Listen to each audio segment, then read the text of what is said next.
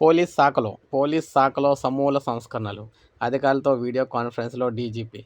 మనం చూసుకుంటే ప్రజలకు జవాబుదారీతనంతో కూడిన సేవలందించేందుకు అనుగుణంగా తెలంగాణ పోలీస్ శాఖలో సమూల సంస్కరణలు తీసుకురావాల్సిన అవసరం ఉందని డీజీపీ సివి ఆనంద్ పేర్కొన్నారు. సమర్థ పోలీసింగ్ ప్రమాణాల అవలంబన అనే అంశంపై రాష్ట్ర వ్యాప్తంగా ఎస్ఐల నుంచి కమిషనర్ స్థాయి అధికారులతో డీజీపీ వీడియో కాన్ఫరెన్స్ నిర్వహించారు. ఈ సందర్భంగా మాట్లాడుతూ జిల్లాలో పోలీసు అధికారుల పనితీరును నిరంతరం పర్యవేక్షిస్తూ మార్గనిర్దేశనం చేయడానికి ప్రత్యేకంగా నలుగురు డీఐజీలను అయితే నియమించాలని యోచిస్తున్నట్లు చెప్పారు.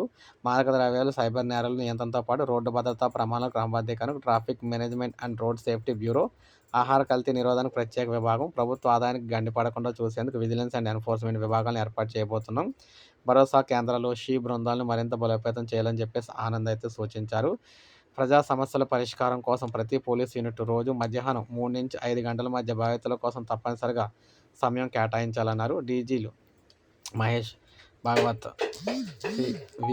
వివి శ్రీనివాసరావు, చారు సిన్హా ఆయా విభాగాల పనితీరును సమావేశంలో వివరించారు. మొత్తంగా పోలీస్ విభాగాల్లో సమూల సంస్కరణలు అయితే వస్తున్నాయి. ఇది అప్డేట్. ఒక లైక్ చేయండి, సబ్స్క్రైబ్ చేసుకోండి, మన ఛానల్ సబ్స్క్రైబ్